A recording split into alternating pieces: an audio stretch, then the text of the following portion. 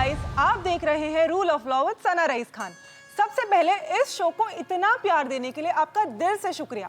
इस शो में हम आपको कानून की बातें बताते हैं एकदम सिंपल और समझने लायक लैंग्वेज में। पिछले एपिसोड में हमने दिखाया था कि पहलगाम में टेरर अटैक कैसे हुआ और टेररिज्म से रिलेटेड हमारे देश के कानून क्या कहता है। आज फिर मैं आपके लिए लेकर आई हूं एक ऐसा केस जो आपको हिला कर रख देगा। आप सोचने पर मजबूर हो जाएंगे कि क्या इंसान इतना भी गिर सकता है। बात है एक 46 इयर्स की एयर होस्टेस की। हरियाणा के गुरुग्राम के एक रेप्यूटेड हॉस्पिटल में उन्हें एडमिट किया गया था। ट्रेनिंग के दौरान स्विमिंग पूल में डूबने की वजह से उनकी तबीयत बहुत बिगड़ गई थी। उन्हें आईसीयू में रखा गया था। करीब एक हफ्ते बाद जब वो डिस्चार्ज होकर घर आई तो उन्होंने अपने हस्बैंड को बताया कि आईसीयू में उनके साथ डिजिटल रेप हुआ है। लॉयर से कंसल्ट किया गया और फिर उसके हस्बैंड ने पुलिस को कॉल किया। गुरुग्राम पुलिस की एफआईआर के मुताबिक एडमिट होने की अगले ही दिन रात 9 बजे 2 नर्सेस उनके चादर और कपड़े बदल रही थी। तभी एक टेक्नीशियन रूम में आया। उसने नर्स से एयर होस्टेस के वेस्ट बैंड का साइज पूछा। नर्स कुछ कह पाती उससे पहले ही टेक्नीशियन ने बोला, मैं खुद देख लेता हूं। उसने चादर के नीचे हाथ डाला और एयर होस्टेस के साथ डिजिटल रेप किया। जी हाँ, आपने बिल्कुल सही सुना, डिजिटल रेप। अब आप सोच रहे होंगे कि रेप तो सुना है, ये डिजिटल रेप क्या होता है? मैं आपको समझाती हूँ। डिजिटल का मतलब यहाँ टेक्नोलॉजी से नहीं, डिजिट यानी उंगली या किसी चीज से है। अगर किसी की प्राइवेट पार्ट्स में जबरदस्ती उंगली या कोई ऑब्जेक्ट डाल दिया जाए तो उसे डिजिटल रेप कहते हैं। यहाँ तक किसी विक्टिम को फोर्सफुली सेक्सुअल एक्टिविटी में इन्वॉल्व करना भी डिजिटल रेप के अंडर आता है। बिना परमिशन के किसी के प्राइवेट फोटो सोशल मीडिया पर शेयर करना भी डिजिटल सेक्सुअल असॉल्ट कहते हैं। यह अटैक किसी भी सेटिंग में हो सकता है, हॉस्पिटल, घर, पब्लिक प्लेस या फिर पुलिस कस्टडी तक। फिजिकल ट्रॉमा के साथ इमोशनल और साइकोलॉजिकल ट्रॉमा भी होता है और ये ट्रॉमा और ज्यादा गहरा हो जाता है जब विक्टिम बेहोशी में हो या फिर आईसीयू में हो, जैसे कि इस केस में हुआ। 2013 से पहले रेप की डेफिनेशन ये थी कि रेप तब तक रेप नहीं है जब तक इंटरकॉर्स ना हो। 2013 से पहले आईपीसी में डिजिटल रेप का कोई जिक्र नहीं था, उससे सिर्फ मोलेस्टेशन माना जाता था। लेकिन 2012 के निर्भया केस के बाद 2013 में डिजिटल रेप को लीगल रिकॉग्निशन मिला। माइनर की डेफिनेशन भी section 376C and section 376D के लिए below the age of 16 years कर दी गई।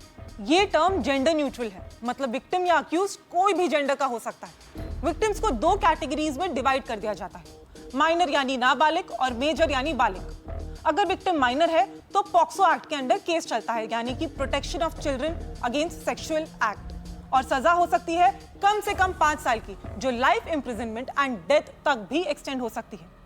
अगर विक्टिम बालिग है तो आईपीसी सेक्शन 376 के अंडर केस होता है और अब बीएनएस सेक्शन 63 के अंडर रेप केस होता है और सजा 10 साल से लेकर उम्र कैद तक हो सकती है। डिजिटल रेप के ज्यादातर केसेस माइनर के होते हैं, छोटी बच्चियों के, और शॉकिंगली 70% केसेस में कल्प्रिट विक्टिम का ही कोई जानने वाला होता है। अक्सर ये केसेस रिपोर्ट नहीं होते क्योंकि परिवार को बदनामी का डर होता है। पेरेंट्स चुप रह जाते हैं सोचकर कि क्या फायदा, लेकिन सच तो ये है कि डिजिटल रेप भी रेप होता है। अब चलिए कुछ इंपॉर्टेंट केसेस के बारे में जानते हैं। वेस्ट बंगाल के अकबर अली को 3 साल की बच्ची के साथ डिजिटल रेप के लिए लाइफ इम्प्रिजनमेंट और 50,000 का फाइन लगा दिया गया। नोएडा में एक स्कूल बस कंडक्टर को 4 साल की बच्ची के साथ डिजिटल रेप के लिए 20 साल की सजा मिली।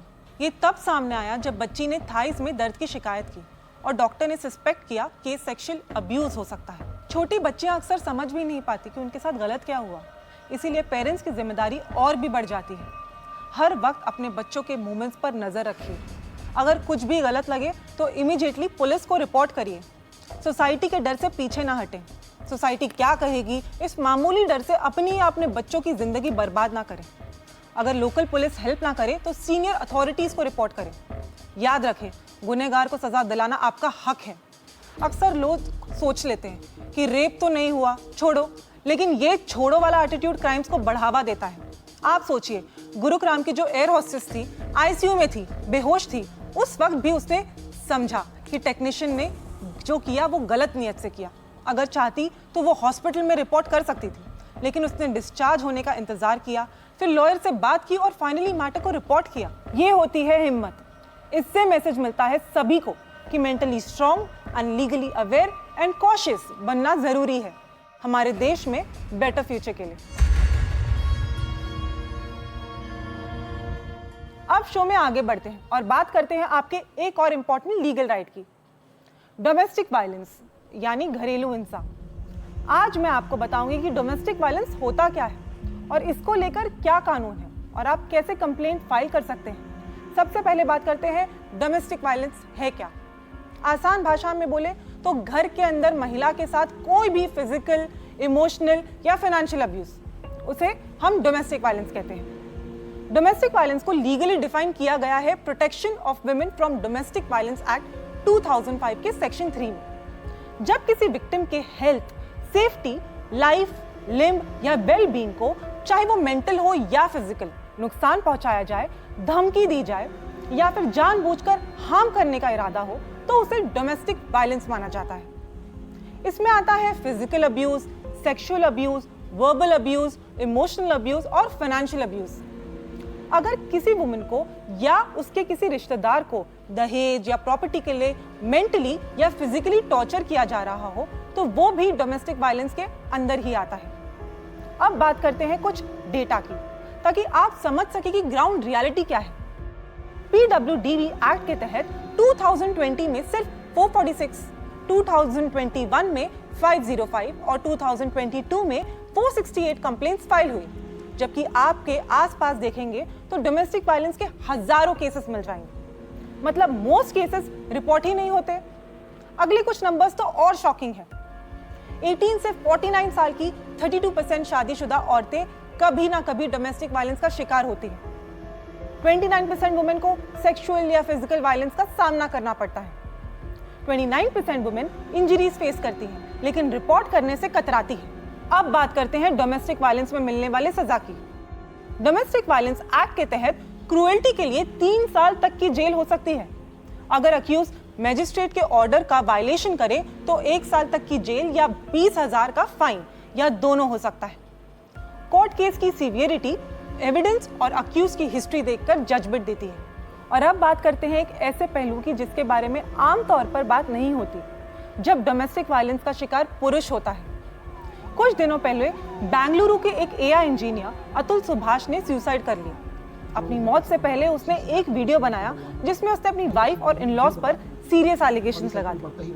अतुल ने बताया कि शादी के बाद उनसे लगातार पैसे मांगे जाते थे। जब उन्होंने मना किया तो उनकी वाइफ उनका बेटा लेकर चली गई और फिर उन्हें मिलने भी नहीं दिया। फिर अतुल और उनके फैमिली के खिलाफ मल्टीपल केसेस फाइल किया गया, इंक्लूडिंग अननेचुरल सेक्स। वाइफ ने 10 लाख दहेज का इल्जाम लगा दिया, बोला कि उसके बाप की डेथ उसकी वजह से हुई और फिर सेटलमेंट के लिए 3 करोड़ की डिमांड की। जब अतुल ने ये डिमांड कोर्ट को बताई तो जज ने भी अलेजिडली वाइफ का ही साइड लिया। इसी तरह आगरा के एक और इंजीनियर ने भी सेल्फ हार्म किया, अपनी वाइफ के अब्यूज से परेशान होकर। मध्य प्रदेश से एक वीडियो वायरल हुआ जिसमें एक वाइफ अपने हस्बैंड को मार रही थी। तो सवाल ये उठता है कि क्या डोमेस्टिक वायलेंस सिर्फ महिलाओं के साथ होता है? क्या मर्द सफ़र नहीं करते? सच तो ये है कि protection of women from domestic violence act 2005 सिर्फ विमेन को ही अग्रीव्ड पर्सन मानता है।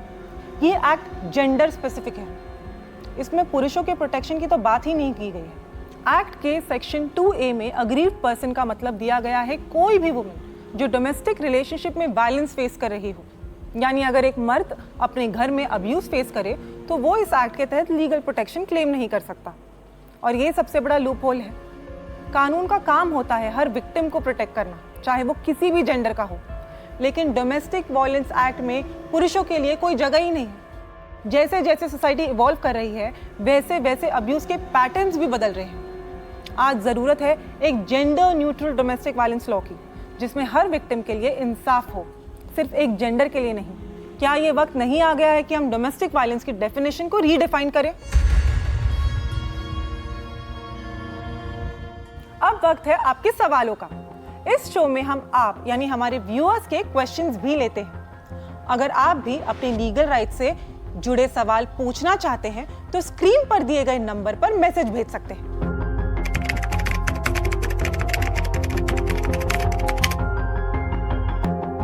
आप सीधे अपने लोकल पुलिस स्टेशन में जाकर एफआईआर दर्ज कर सकते हैं या वुमेन्स हेल्पलाइन नंबर पर कॉल करके हेल्प ले सकते हैं। आप प्रोटेक्शन ऑफिसर या मैजिस्ट्रेट के पास जाकर भी कंप्लेंट फाइल कर सकते हैं अंडर डोमेस्टिक वायलेंस एक्ट 2005। आपको protection order, residence order, monetary compensation और जरूरत पड़े तो शेल्टर भी मिल सकता है।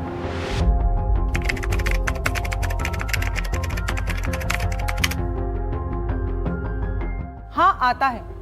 डोमेस्टिक वायलेंस एक्ट के अकॉर्डिंग अगर हस्बैंड या उसके घर वाले वाइफ के पेरेंट्स या रिलेटिव्स को मेंटली हरास करते हैं, जैसे कि गाली देना, धमकी देना या इमोशनल अब्यूज, तो वो भी डोमेस्टिक वायलेंस के स्कोप में आता है। विक्टिम्स इसके लिए भी लीगल कंप्लेंट फाइल कर सकते हैं।